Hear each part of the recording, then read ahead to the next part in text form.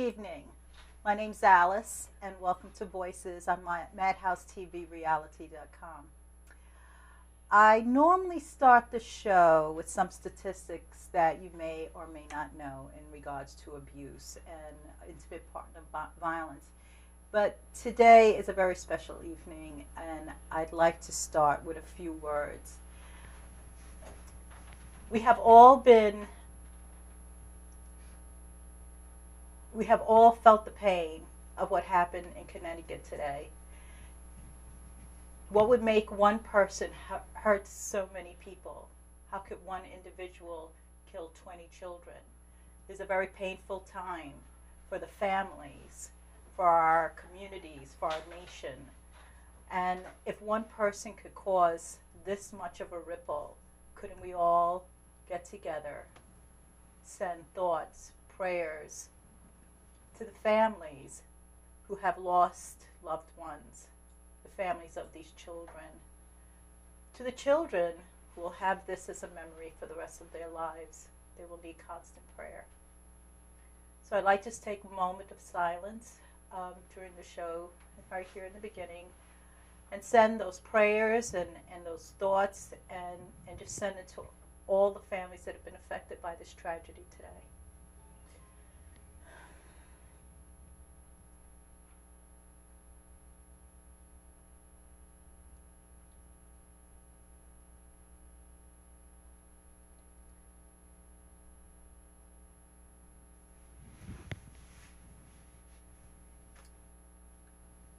It's a very hard time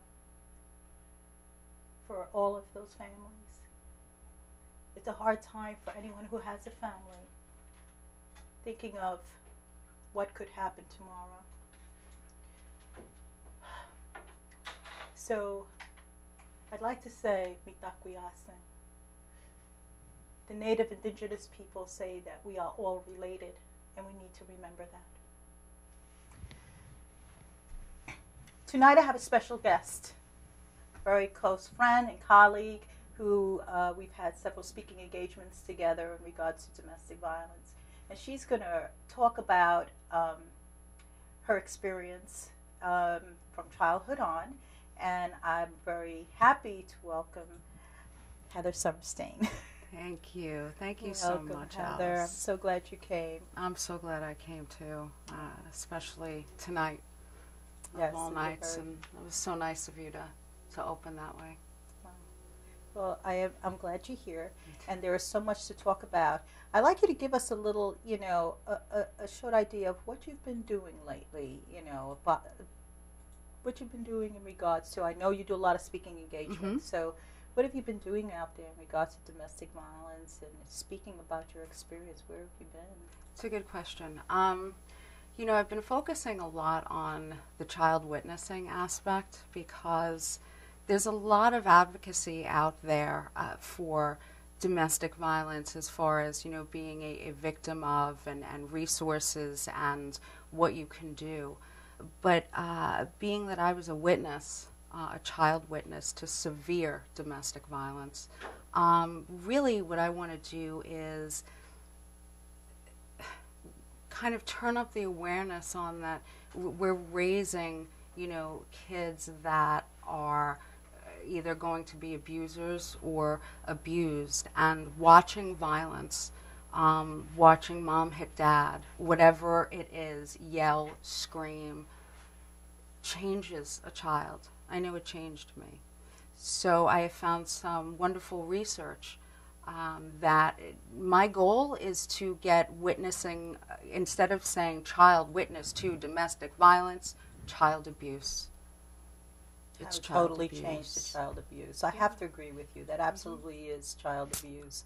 I know some of the research is saying that a child who witnesses someone who they love being abused or hearing that it has the same exact effect as though they themselves were being hit or whatever the abuse that is going on. They themselves are going to have the same effects. I can speak from it from both ends in the sense that remembering instances where my dad, my mother would actually use me as a human shield. The fear, the panic that one experiences as a child, it is no different than getting slapped, it's almost worse in the sense that, we all take for granted that when we stand up, that the grounds that we stand on is going to support us. Mm-hmm. And as a child, that was taken away, because anything that I knew to be real, to be true, to be safe, was now shattered. So not only, is it feels the same way, I then went, through my life wanting to know, what happens to a child that experiences that kind of trauma. How does that change? Let me ask you a question. How old were you when your mother used you as a human shield? How old were you then? I was 7, 8, is really around my first memories of, being the human shield or jumping in front of my mother because I knew that would stop my father. Not from yelling, though, because the difference, this screaming, this constant feeling of being responsible. Because I remember, if I didn't, on Sunday mornings, it was Sunday morning Fight Fest. And, you could almost time it. I knew that I had to, or I thought if I didn't do certain things like make breakfast, this could potentially affect the Sunday fight. What do you mean, if you made breakfast, it would prevent it maybe? Right. So you try to do these little things to prevent this. Exactly. Because as a child, and what I found out later, in my studies in academia, is of course you don't have the ability to process what's going on there and make sense of it at all. I remember one instance of calling my grandmother, screaming, "Please come over, Dad, my father won't stop kicking my mother in the stomach." Oh my goodness. The terror, the panic, please stop. And we were middle-class Jewish family, living in Florida. This was not in our family.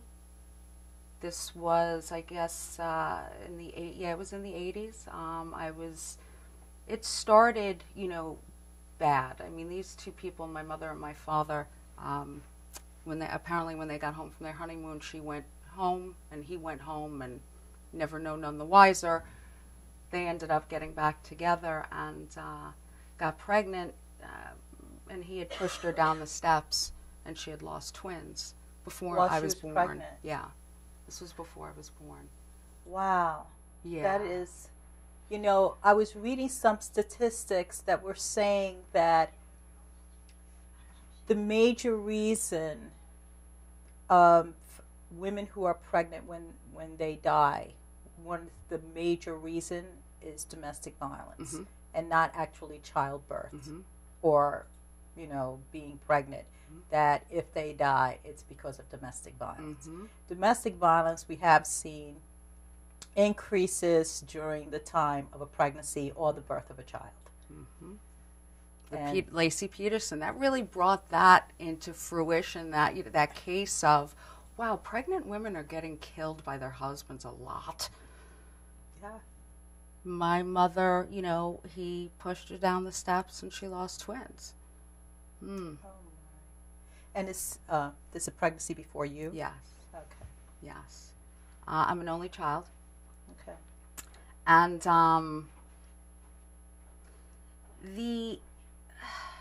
it was so bizarre.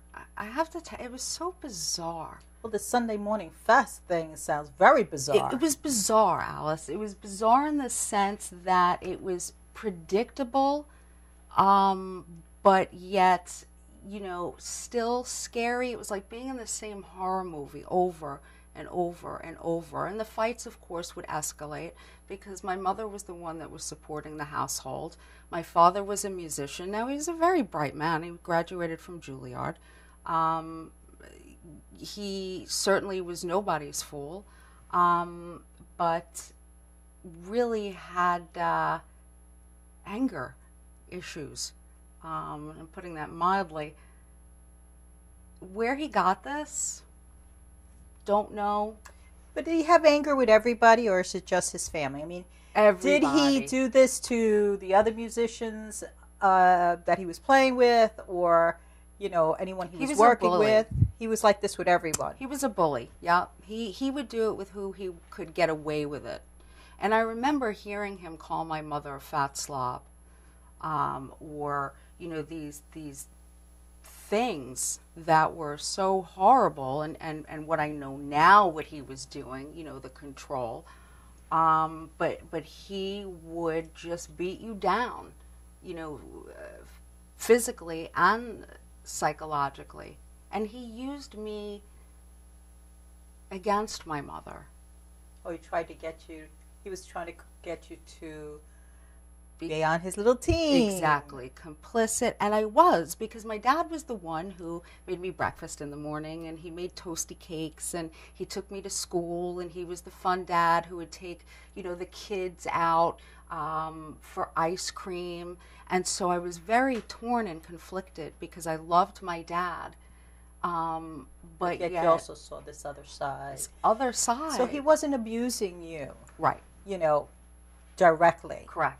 You know, but you are still being abused. I mean, you are still affected by what's going on in the house. Tremendously. And even more, how conflicted you are. I mean, this is a very confusing thing for a child. I love Dad, but who is that man? Right.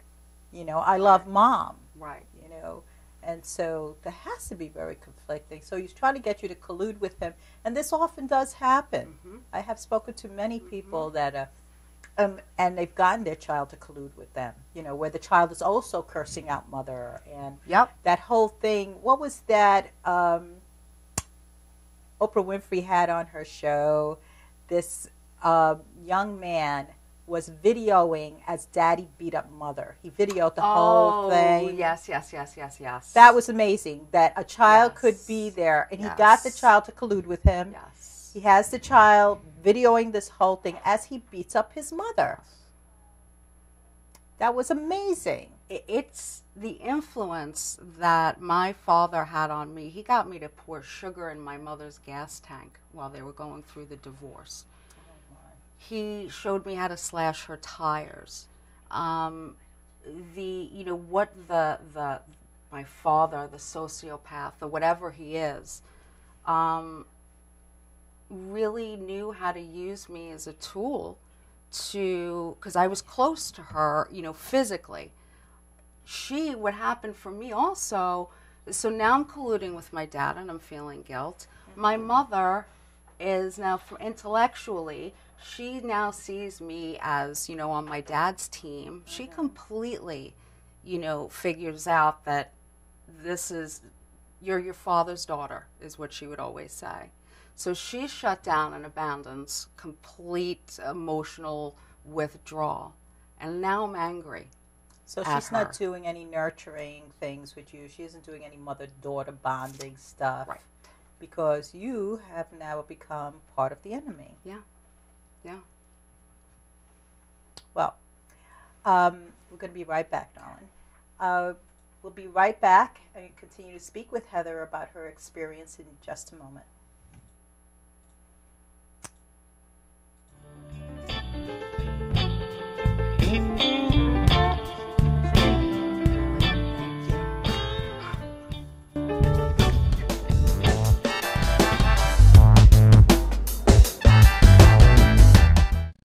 For professional motorcycle transport and towing, think Kickstart Fabrications Motorcycle Towing. Proudly serving all of Long Island, we feature expert handling and 24/7 service. So send a limo for your toy with Kickstart Fabrications Motorcycle Towing. Welcome to Formula Auto Wash, where every day is a great day for a car wash. Open 7 days a week from 8 a.m. till 5:30 p.m. Sundays 8 a.m. till 4 p.m. Detailing packages for every budget, starting out at $29.99. 100% hand wash and detail centre. Hog's hair and microfiber brushes and mitts. Proudly using Ecolab Blue Coral soaps and waxes. Formula Auto Wash has served the community for over 30 years. Senior discounts all day, every day. Ladies' Day Wednesday, $3 off any wash. Early bird discount Monday through Thursday till 9:30 a.m.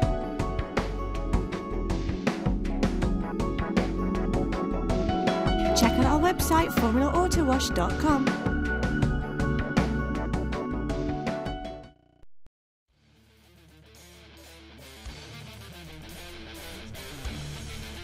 B&M Performance Cycles, 439 South Main Street, Messina, New York. We handle all parts, accessories, and do all repairs. We can custom build your bike for show or hot rod. We also do New York State inspections on all motorcycles. B&M Performance Cycles. Come see us today.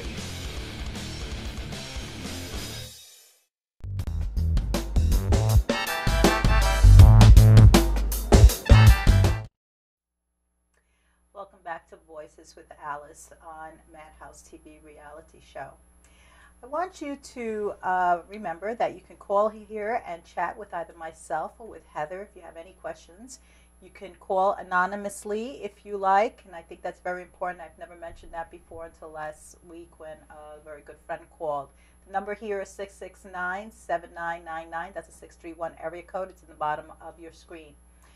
So let's get back to talking about your childhood. Yeah. And you colluding with your father. Now, feeling abandoned by mother. So you have a whole gamut of emotions going here. You got guilt. You got anger. I am a salad of mess. Yes. That's a good one, a salad of mess. Yes. A good salad with everything in exactly. it. Like, exactly. Yeah. Yeah. Oh, my goodness. Yeah. It was really, it was confusing, to say the least. You know, when my mother withdrew, I then got angry and felt righteous about now you deserve it. Right. And that was conflicting. Everything that I grew up with, you know, was a means to hurt someone, or I came from a very crazy household that looked very normal. And what I mean by that a little bit more is the way my mother left my father. I was going to ask you, did she eventually leave him? Yes. Okay. And she was working for the police department at the time. Really? Yeah. Yeah. And she went to work one day, and I remember this day in particular because they had a big fight in the morning, and my father ripped the rings off of her fingers. So she has very long piano hands, these beautiful fingers. Bloody hands, rips the jewelry off, and my mother goes off to work, and she never came home. I remember coming home from school. I was a latchkey kid. I was 10 maybe, and my dad comes home, and she never comes. It's 6 o'clock, at 6:30, and my father is getting furious. And I remember he threw me in the car. We went to my grandmother's house, my mother's mother's. Looked all through the house, searched for her. I didn't. I mean, I didn't know what was happening. Right. Anyway, she never came home, and that was the beginning of the divorce. And I came to find out later that she was hiding in my grandmother's closet.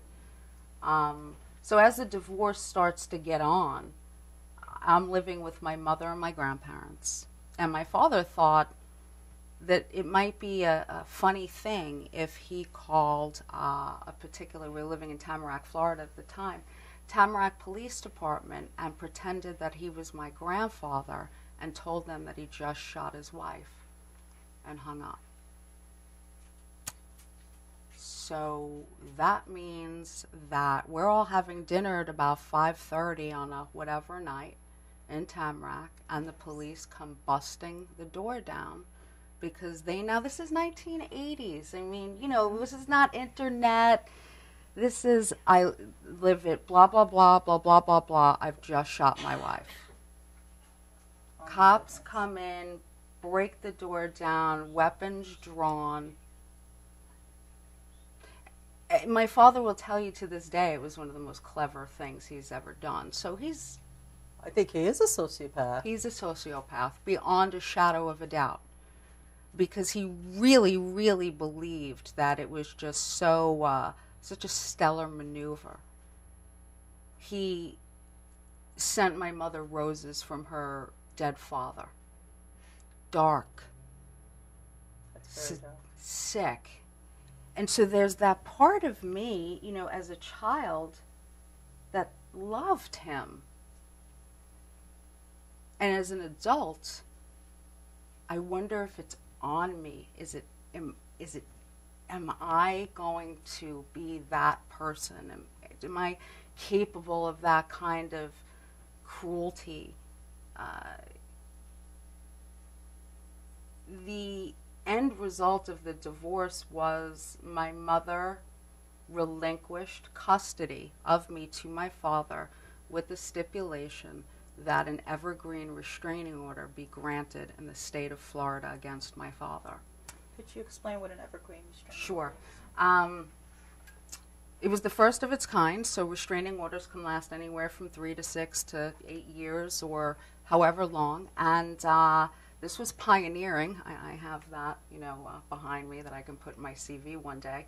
An evergreen restraining order, meaning that no matter what, it never expires. He could never enter the state of Florida again or be within 200 feet of her again, wherever they are in this country. And I have the newspaper article, and I'm really my own A&E special. Sometimes I just, Oh my goodness. honestly, had I not, if it wasn't in black and white, I would say I was making this up. All right. But how does the 10-year-old feel about mother relinquishing her maternal rights and you going with the batterer? How did that feel? I know you were daddy's little girl, but you already now, you're 10, you're seeing a lot. The cops come into the house. Mm-hmm. It's crazy. Mm-hmm. How did you feel about that? I remember the day that my grandparents came from New York to pick me up, to bring my father and I back to New York. And I remember my mother standing in the driveway, and as we were driving away, I remember her waving.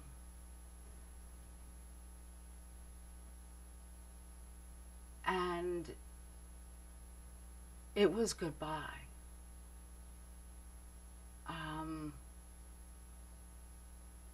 It was so painful, so incredibly sad.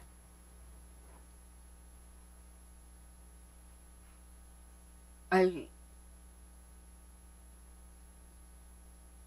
didn't have, time. I didn't understand what was happening. I mean, I'm sure I was angry, but I remember, and that image is burned in my mind of this, like it was the end. That's how the 10-year-old felt. It was the end.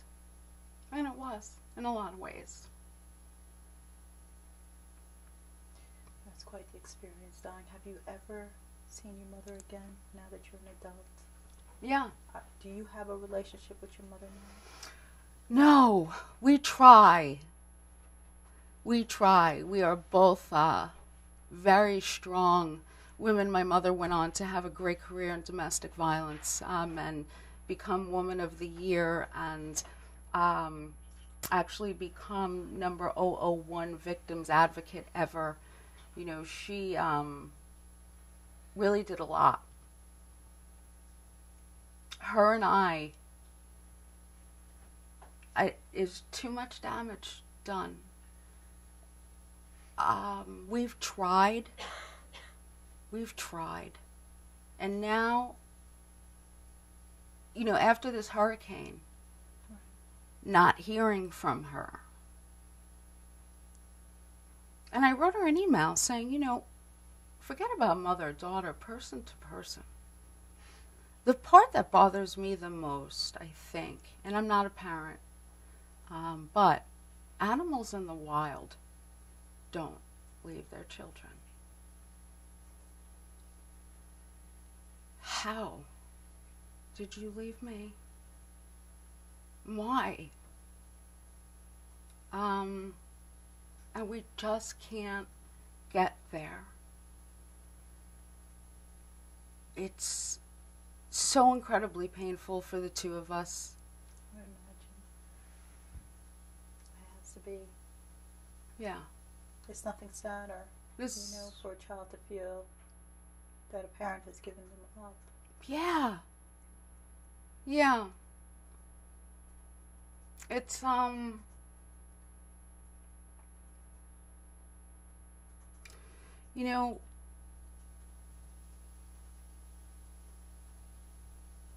I think there are a lot of ways that I could have gone in my life. And I've certainly, zigged when I should have zagged. And the fact that I'm not sniper shooting off of an Arby's is a testament to my mental health predicated upon the way I was raised.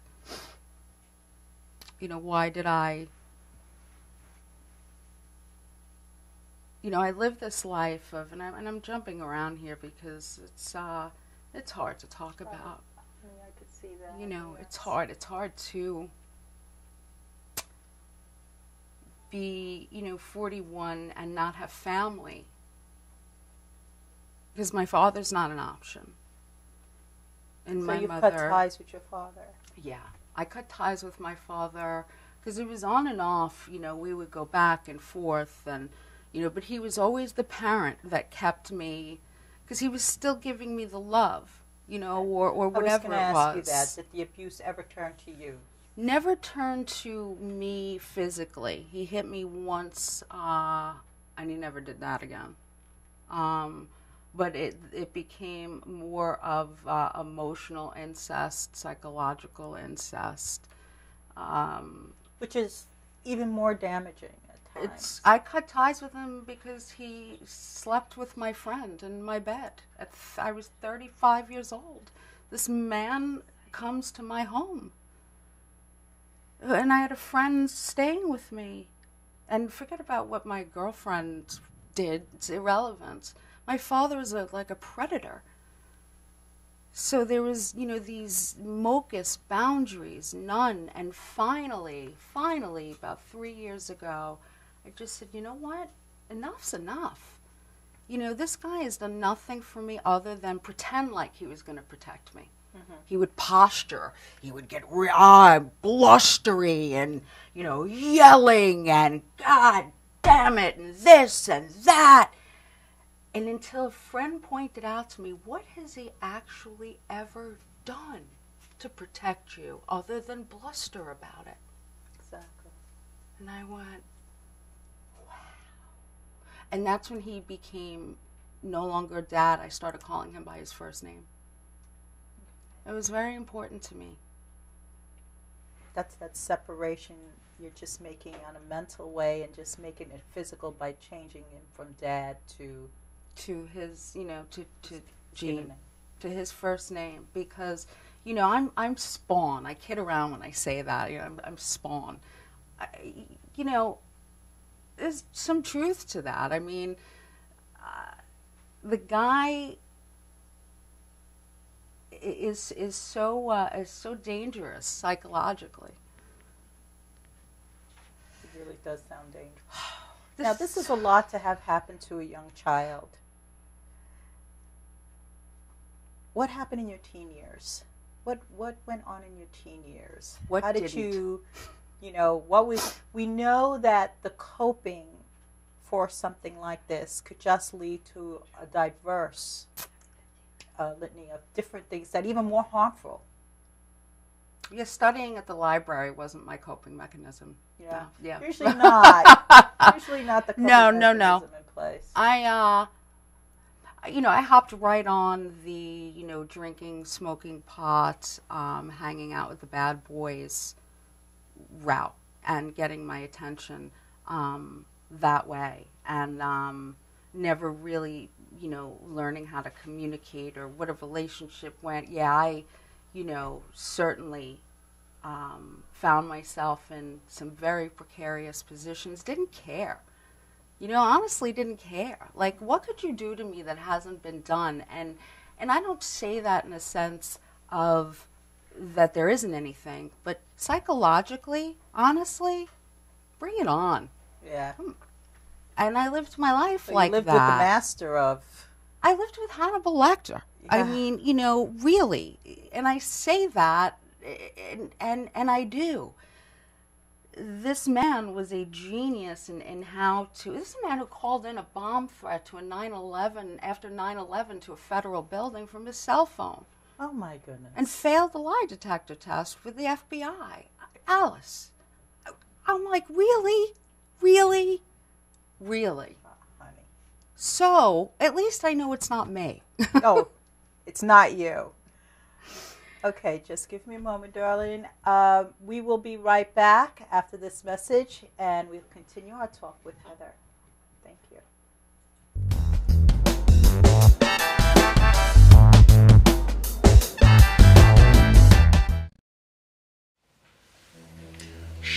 This is Angelo from Casper Paranormal. Today we're sitting in with Chris doing a reading. Let's see what's going on. Okay, I've never had a reading like this before, so just bear with me. I'm seeing bugs. Bugs? I thought you were a psychic medium. I know, that's what's confusing. Hold on. Do you want the good news or the bad news? I'll take the bad news. I think these are spirit bugs. Spirit bugs? I've never heard of spirit bugs. That's just it. Do you want the good news? Yes. I know Joe from Bug Busters of Long Island. He'll take care of your problem. That's great.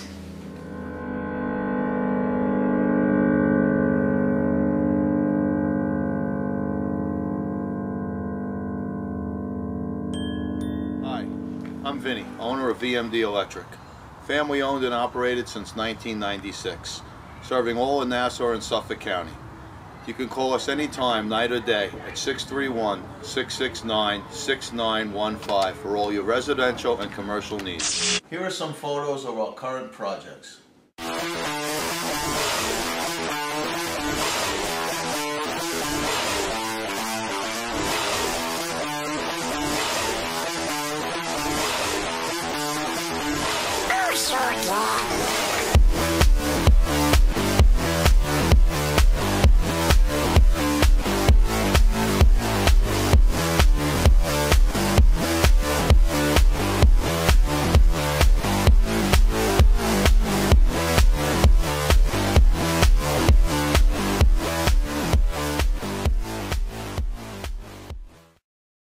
For professional motorcycle transport and towing, think Kickstart Fabrications Motorcycle Towing. Proudly serving all of Long Island, we feature expert handling and 24/7 service. So send a limo for your toy with Kickstart Fabrications Motorcycle Towing.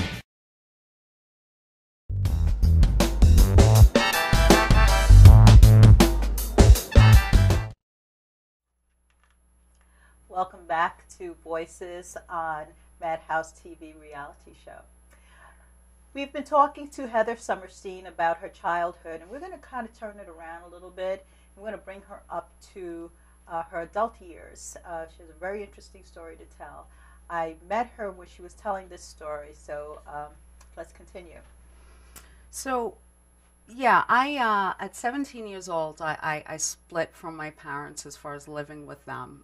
You know, they had been divorced. My mother was on to her third marriage, my father on to his second, and I said, I'm not doing this. I rented an apartment in Long Beach for $50 a week on State Street, worked from 9 to 4 at a pharmacy, and then went to night school to get my high school diploma, and then found, you know, boys, men, whatever it was, significance, love, all of that, you know, where we can just basically open up Psych 101 textbook and go. Mm-hmm. So, yeah, I Oddly enough, I got involved in abusive relationships. I know you find that a little hard to believe. Very hard to believe. I know. Why would that ever happen? I can't imagine. I certainly couldn't. My family was shocked too. That's the funny part. They were shocked? Oh yeah, Really? yeah. That was sublime. Yeah. When my father said, I'll kill him if he hits it. What? Really? Yeah, so not denial there, I think. But anyway, I'll bring you up to the last boyfriend, which is really so significant. It's very significant, and I remember hearing you talk about this, and it was compelling. You know, you had everybody's ear in the audience. So tell us about that last incident. Jude Law, the Jude Law incident, I call it, only because he looked like Jude Law. And to me, that was reason enough to date someone. That's it. That was the requirement for membership, you know, if you were good looking. Because that meant if you were good looking and you wanted me, I was good looking. Mm-hmm. So it fulfilled a lot of, you know, my needs. Oh, it meant you were worthy. Exactly. Oh, I see. And, you know, he was 10 years younger than me. And, you know, I was 36 and he was 26. And we met in Long Beach, and within the very first 3 months, I knew, within the very first 10 minutes, I knew that this was not going to be good. But we lived together anyway, and I was a pretty angry young lady myself, so I wasn't really, you know, picking the healthiest of choices. And Nick got physical with me right away in the form of strangling. And I remember, and I was the one, so typical, just like I was the one that worked. I was in specialty psychiatric pharmaceutical sales. I had a laptop, cell phone, a company car. I was making bank. I, you know, had put myself through college at this point. He was, you know, unemployed, but just, you know, good looking. Was he a musician too? No. Oh, not okay. even. I was just thinking. No. No. And so I would go to work and come home and, you know, get pissed off that he was playing video games or whatever it was, and, you know, we would do this dance of fighting. And he was a child. Yeah. Yeah. And within the first 3 months, I had gotten pregnant. And I was going to have the child, except the first incidence of violence was when he had come home one night and I hadn't picked up the phone. And he came in and I knew he was raging, but he was so drunk and angry that he strangled me almost out of breath. And I remember screaming for the police out on my deck. And thinking about Nicole Brown Simpson at that moment, I kid you not. Because I remember being on the phone with the police saying, he's coming, he's coming, he's coming. Because I had spun out of the chokehold and I was now on my deck where he couldn't get in. Again, such familiar panic, fear. This is my life, panic, fear, trauma. The police come, bruises on my neck, they arrest him, they find out that I'm pregnant, the cops are not happy about that and let him know as much. What does he do? He calls my father. He calls your father? My father. And explains to my father that I put him in jail and he needs to be bailed out. And your father bailed him out? My father calls me wanting to know what happened. I make up some kind of a story because I don't really want to tell the truth here. Yeah, the next day I borrow $1,000 from my father and we bail him out. And so the cycle of that was started right there. The last incident, I was with Nick for about 3 years. And I wanted to break up with him. I was terribly depressed. Knew that pretty much if I stayed with this guy, one of us was going to end up dead. Probably me. And we went to a hockey game, and after I figured in a public place would be a good place for me to kind of say, you know, this is not working out. Trying to be safe, you figured nothing will happen in a public place. And sort of, halfway though, I'll half measure it, because he was also drinking. Okay. So, not completely, but a little. And I remember standing straight on and saying, you know, this is not going to work out. Like, you know, I'm just done, and we're fighting all the time, and the next thing I remember is just staring at the bartender. And he's staring at me, and his lips are moving, and I can't hear what he's saying. And there was this hot liquid just coming down the side of my face. And I looked. There was a band playing in this bar. And what Nick had done is he had a Guinness glass, full Guinness, and he smashed it right on the side of my face. So hard that he broke the glass. The band, it was so loud the band stopped. Nick ran out of the bar. I still couldn't conceive what's happening. You're like not even there. It's like you left your body or something. Totally. Like, did someone slip something in my drink? Am I hallucinating? What just happened? You're not even feeling the pain at this point. Not at all. I don't even realize what is coming down my face. They put a chair underneath me, and I hear people talking. We have to get her to the hospital. We have to get her to the hospital. And I'm saying, and I can't speak. I've lost the ability to speak now, because I think I'm just so unbelievably traumatized that I just could not speak. An angel, and I'll never ever know his name if he's ever watching this. He should know that he was my angel. The guitarist puts me in a cab, and we go to Beth Israel. And as we get to Beth Israel, he comes in with me, and I get seen in emergency, and I still haven't seen my face. I'm not making the connection. Yeah. And I asked to go to the bathroom, and I saw my face. And I mean, split open, 6 stitches. It wasn't stitched at the time, and that's when the pain started. Realization just hit you. It just hit me. Holy moly. What has happened here? This is serious. And the guitarist said to me, he's like, you know, honey, and he was probably about 50 years old. He's like, I've been playing in bars a long time. I've seen a lot of things. Never seen something like that before. Never. And I knew he never had, because I couldn't believe it was happening to me. And as I am waiting now in the hospital, now I'm starting to get scared and angry.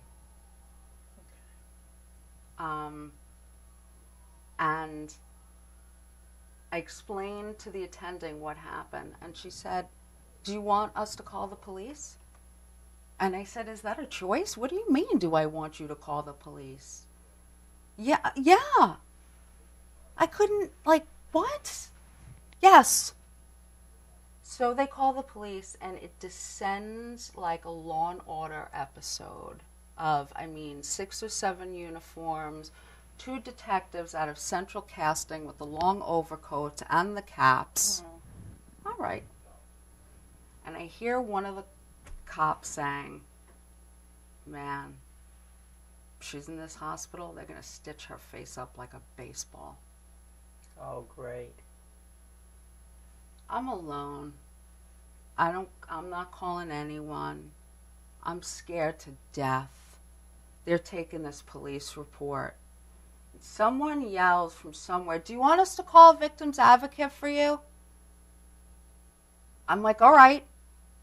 Because in my mind, I'm thinking, domestic violence. What is the Coalition Against Domestic Violence going to do for me? I'm not married to this guy. I don't need a lawyer. I don't need shelter because he lives in my house. I can kick him out. I don't have kids. What is the Coalition Against Domestic Violence going to do for me? F them. So about a half hour later, this young girl comes in. She looked like she was all of, 12. And she said, "Hi, I'm the advocate," or however she introduced herself. And I look at her and I remember saying, "So, where'd you go to college? What brought you here?" So you're going to examine this woman and decide if you want her help or not, as you have your face splayed open. But my righteous indignation, I think I might have even crossed my legs and said, "Yeah, busted open face. Where did you go to college? What are your thoughts about being in this industry? Is this an industry for you?" And she's just not engaging, very polite. I said, "Yeah, you'll probably do well. There's, a lot of things you can do in this field." Completely not getting because I'm still not there. You're separating yourself from the situation. I want you to hold that thought. We are going to another commercial, and just hold on to yourself so you could hear the rest of this story. It's compelling. See you in a moment.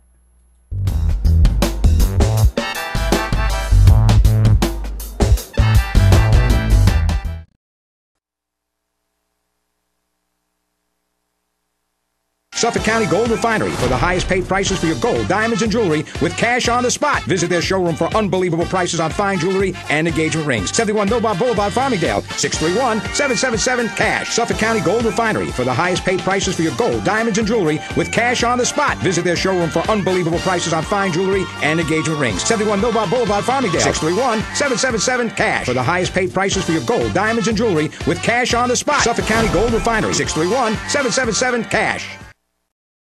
What is Grand Prix Motorsports? It's a full-service motorsport performance and service shop. It's West Coast custom style, East Coast pricing, old-school customer service, custom-built bikes, all-out performance upgrades, and free towing too.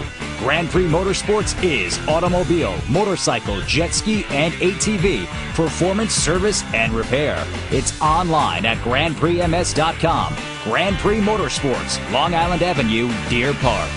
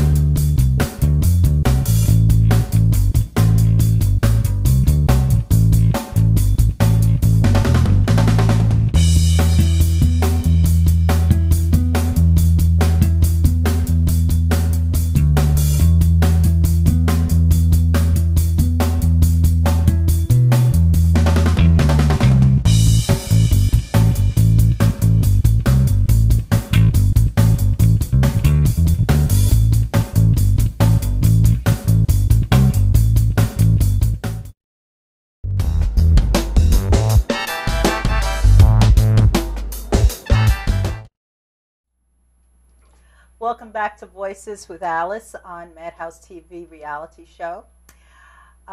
If you'd like to call and speak to Heather or myself, if you have any questions or you would like to express maybe a very similar experience, please do call. The number is below the screen. It is 631-669-7999. So we're going to come back to Heather and finish this compelling story. I've heard this story before, and yet it still hits me. It still hits me how what you went through, and it's just too much. So now you're at the hospital, and as we were saying before, you are interviewing this young lady with my face busted wide open. With your face busted wide open. Yep, yep. And she's here to help you. Mm-hmm. Right. And I just want to destroy her. So it comes time where the surgeon comes in and says, and they're very matter of fact, you know, they really don't want to hear about all this. Mm-hmm. And it's very close to my eye. So 8 stitches. And she said, look, you know, I'm going to have to cover your face and give you needles in your face. It's going to be unpleasant, but let's go. She's like, lie down. And she put, you know, a sheet and covered my face. And it was at that point that the victim's advocate had gotten up. And she came over to me and she said, would you like me to hold your hand?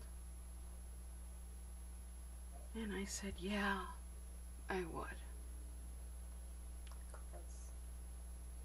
Your defenses are down now. Your face is covered. You don't have to be Miss Tough Guy. And I was scared. Couldn't see. I couldn't defend myself. You didn't know what they were going to do. I didn't know. I didn't know. And I was alone again. And that girl that I had thought I dismantled just knew that I needed my hand held. And that's what the coalition did for me. That changed me. Because she, as the coalition will, they gave you money to get home, and I was going to coming home from the city to Oceanside. And she gave me $15 and I had this thing on the side of my face, and I had looked so bad that morning that like even the homeless people pretty much gave me a pass and said, we're not going to bug this girl for money because she's got a bad night. I come home, I go into my bedroom, he's in my bed. You went home? You went home. Now, we weren't living together at the time. He didn't have keys. So how did he get in? I remember walking downstairs, going into my bedroom, figuring I can just lie in bed and going,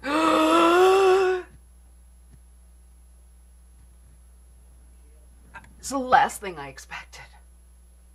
Of course. And he was drunk or sleeping it off.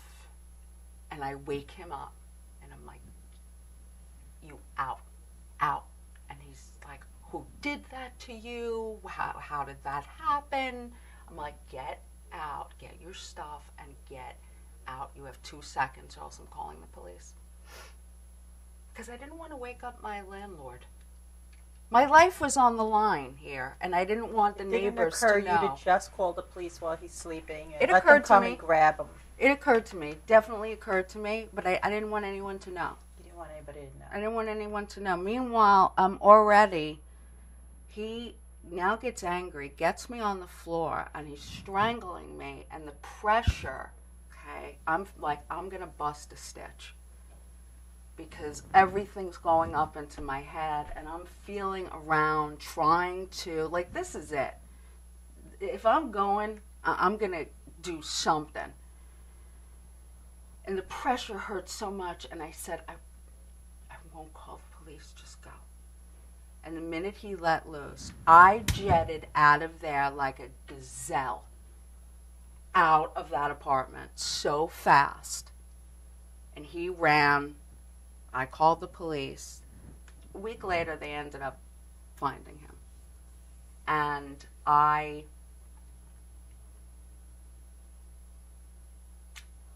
with the help of that girl, went to the ADA and sat in front of the grand jury and testified, and had him put away for 3 to 5 years, and he served all 3, and I stayed on top of it.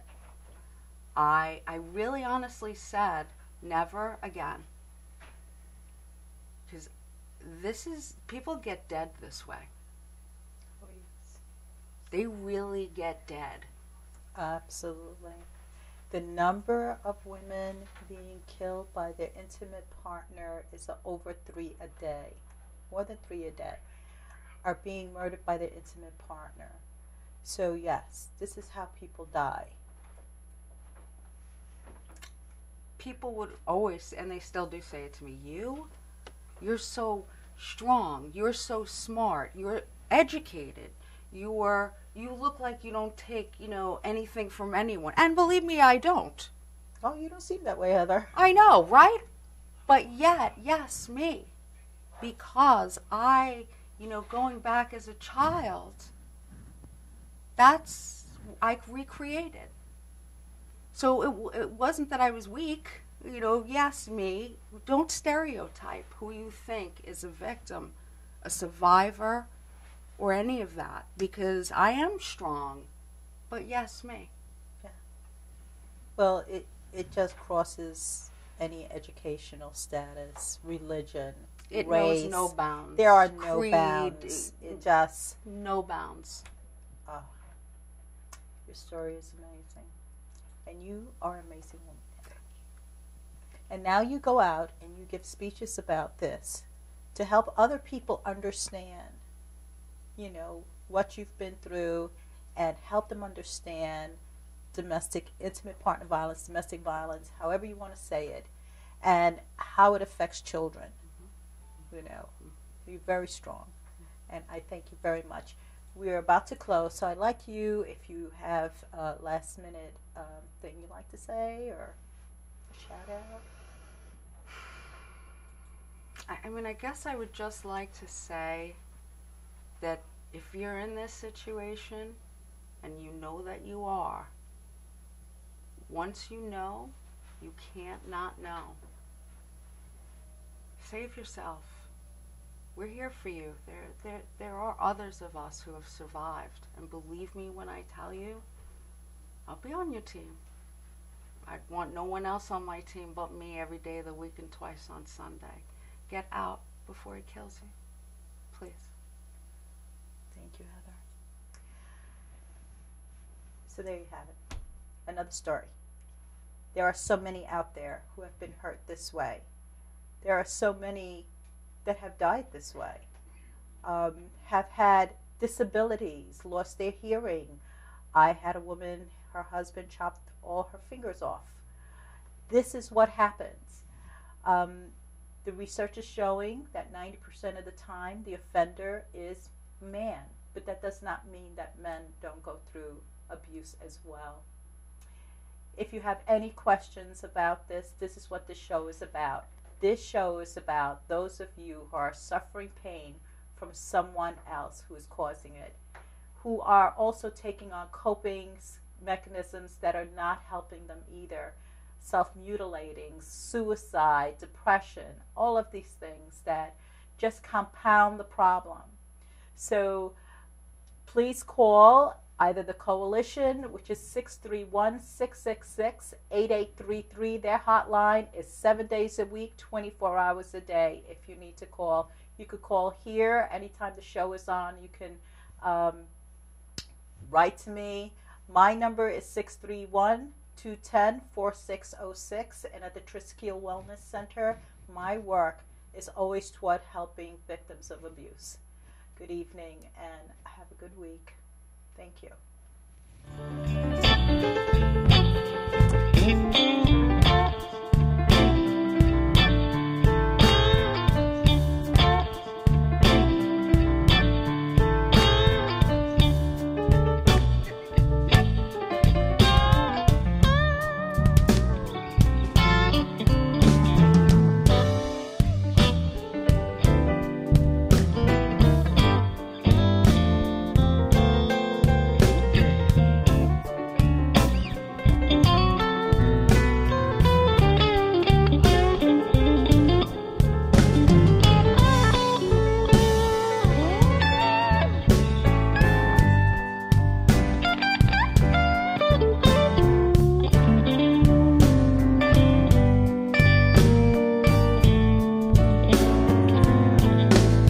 You know the nighttime